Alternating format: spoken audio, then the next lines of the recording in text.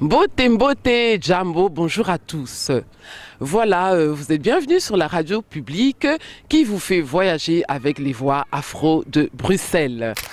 Aujourd'hui, c'est Mama Congo qui vous parle. Pour ceux qui ne me connaissent pas, je suis Ngili Masemakoli, mieux connue sous le nom de Mama Congo. Je vais aborder avec vous le thème de la guérison pour l'émission Parlons Guérison. Alors, Parlons Guérison, c'est quoi exactement ? Parlons guérison, comme vous pourrez le retrouver sur le site de la radio, n'est-ce pas? J'explique un peu que nous sommes tous affectés, quelque part, par le milieu, l'environnement dans lequel nous vivons. Et cet environnement n'est autre que la nature, les éléments de la nature et bien entendu, nous, les êtres humains qui constituons cette nature. Alors, avant de parler de guérison, il faut d'abord savoir de quoi il s'agit. Il s'agit de la guérison de l'être, les êtres que nous sommes. Mais avant de parler de l'être que nous sommes, il faut d'abord comprendre de quoi est constitué cet être, quelles sont les influences qui influencent cet être et de quelle manière ça influence l'être. Bon.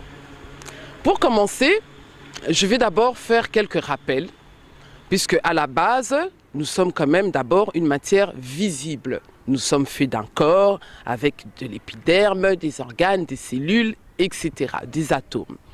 Mais cet être à la base, il est composé de quoi ? On a tous été enfants au départ, avant de devenir ce que nous sommes aujourd'hui, des adultes.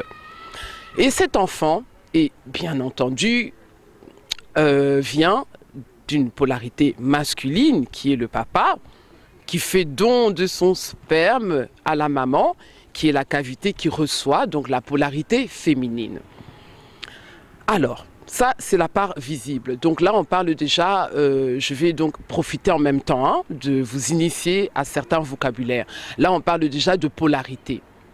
Donc, on part du physique, de visible, le corps, et on va vers l'invisible, qui sont les polarités. Donc, nous sommes tous constitués de polarités masculines et féminines. Mais avant que cet être soit un corps, devienne Nzoto, comme on le dit en lingala, qu'est-ce qu'il est? C'est d'abord un fœtus. Et ce fœtus, il baigne dans un certain environnement. Et c'est connu de tous que l'être humain est influencé par l'environnement qui l'entoure. Aujourd'hui, je vais plus insister sur un des premiers éléments qui entoure notre être. Cet élément n'est autre que l'eau. Et oui, le fameux liquide amniotique dans lequel baigne ce fœtus qui, je le rappelle, est constitué d'une polarité masculine et féminine. Mais seulement, il y a une de ces polarités qui est prédominante dès le départ, cette polarité féminine. Parce que déjà, dans ce liquide amniotique, on parle de l'élément qui est l'eau.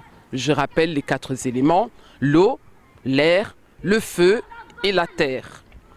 Alors, avec l'eau, il y a quelque chose de subtil qui se passe avec l'eau.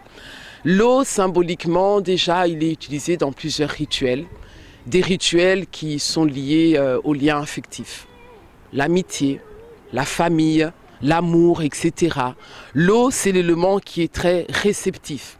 D'ailleurs, tous ceux qui sont nés sur un signe d'eau, comme moi par exemple, Mama Congo, je suis née sur le signe du poisson, qui est un signe d'eau, les scorpions aussi et les verseaux. Ce qui veut dire quoi? Donc on revient aux influences.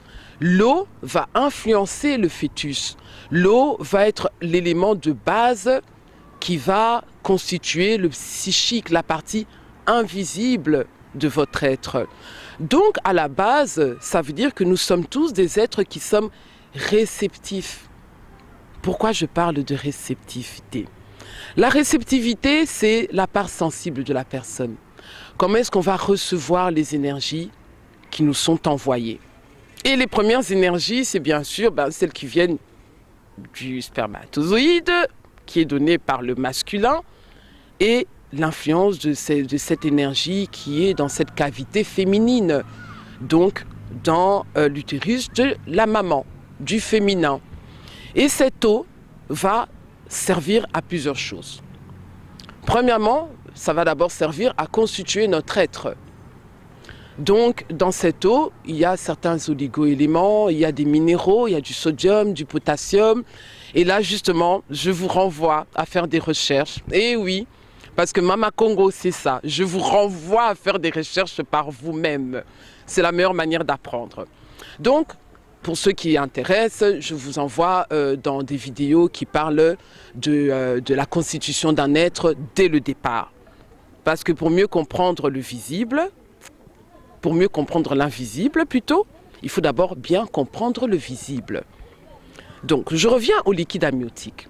Ces influences, tout ce qui va se passer dans le ventre, tout ce qui va se passer à l'extérieur aussi, vont venir influencer tout le long de la vie du fœtus jusqu'à ce qu'il arrive à la constitution d'êtres humains. C'est pour ça qu'il faut faire très attention à la sensibilité d'un être dès le départ pour pouvoir voir, pour pouvoir faire connaissance avec ce nouvel être qui vient. Il faut être attentif à sa manière d'être sensible aux choses. Parce que c'est la première chose qui indique à qui on a affaire, si je peux le dire. Voilà. Donc, je parlais donc des capacités de l'eau. Une des capacités de cette eau, c'est de protéger le fœtus par rapport au bruit, par rapport au choc, etc. C'est là que ça devient intéressant. Et vous comprendrez pourquoi est-ce que je veux revenir à l'origine, au fœtus. Ce fœtus qui est en train de grandir, tout doucement, dans le ventre de la maman, et à l'abri, entouré de ce liquide, donc entouré de l'eau, parce que le liquide amniotique, c'est quand même 96% d'eau. C'est la plus grande part qui vient influencer vraiment directement notre être. Et d'ailleurs, pour ceux qui veulent encore faire plus de recherches sur l'eau, il y a pas mal d'expériences scientifiques qui sont faites. L'eau a une mémoire. Donc, même si ce fœtus est entouré d'eau et que cette eau sert de barrière par rapport au bruit qui vient de l'extérieur, il y a quand même des sons qui atteignent ce fœtus. Et ces sons, comme je vous ai dit, l'eau a une mémoire. Donc ça va jouer aussi dans la constitution de l'être. Alors là, je m'arrête un instant parce que j'entends déjà certains sceptiques là. Oh là là là là, de quoi est-ce qu'elle parle? Des influences, etc. Alors que c'est tout à fait des choses très concrètes. On parle bien d'un élément. D'ailleurs, la preuve. Quand vous vous sentez fatigué, de quoi avez-vous envie? D'un bon bain chaud, n'est-ce pas? Surtout pour ceux qui sont en Europe là. Nakatia Malili. Un bon bain chaud. Ou alors en Afrique, quand on a trop chaud et qu'on vient d'une longue journée, on a envie d'une bonne douche pour se rafraîchir. Donc vous voyez que ce que je dis est quand même sensé. L'eau a un certain pouvoir sur nous. L'eau a un pouvoir de régénération aussi. Donc tout ça, c'est dans la symbolique de l'eau. Voilà, donc ça c'est pour la première partie, pour vous expliquer comment est-ce qu'on peut être influencé durant toute notre constitution. Et donc, tout ce qui va se passer à l'extérieur du ventre de la maman viendra influencer la composition psychique de l'être. Je vous renvoie encore à vos dictionnaires. Le psychique, on parle bien de ce qui est à l'intérieur de l'âme, de l'intérieur de l'être. Donc, en même temps que se développe le corps, le fœtus, les membres, etc., le psychique, le mental aussi de l'être se développe en même temps. Voilà pourquoi il est primordial que pendant cette période de grossesse, où l'être est en train de se constituer, il est primordial de prêter attention au bien-être de la personne qui porte cette future vie, donc la maman. Et c'est là que vous les mamans, vous avez un rôle primordial. Vous avez le rôle, le devoir, vous avez le devoir de protéger ce fœtus, de faire en sorte que l'être qui est en train de se développer au sein de votre matrice soit un être le plus sain possible. Et c'est là que rentre en compte aussi la manière dont la maman se nourrit, la manière dont la maman vit sa grossesse, la manière dont elle est entourée, les activités qu'elle va faire, tout cela viendra influencer l'être. En tout cas, j'espère que je n'ai pas été trop loin avec mes propos. Et au cas où j'ai été trop loin, Il n'y a pas de souci. Vous pouvez venir me poser toutes les questions que vous voulez. Je n'ai pas dit que j'avais toutes les réponses, mais nous chercherons ensemble, n'est-ce pas? Et en attendant, je vous invite à approfondir vos connaissances et à mieux préciser peut-être certaines questions en vous renvoyant vers les liens sur lesquels je me suis basée pour faire les 2 premières parties de l'émission. Alors l'un des premiers liens, vous le trouverez sur YouTube aussi, pour ceux qui préfèrent les vidéos, etc. Vous pourrez trouver les traditions Congo sur la page YouTube d'une Tswandi Kibanzi qui est maintenant passée Ntumwa. Et c'est le Kimuntu. Ki-Muntu, M-U-N-T-U.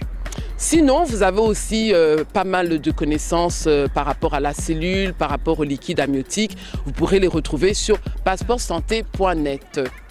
Voilà. Et pour le reste, pour vos questions et pour interagir avec moi, n'hésitez pas à vous rendre sur le site internet de Radio Publique, www.radiopublique.be. Aksanti sana matondo mingi, merci beaucoup et n'oubliez pas, pour comprendre l'invisible, il faut d'abord comprendre le visible. Aksanti sana et à très bientôt.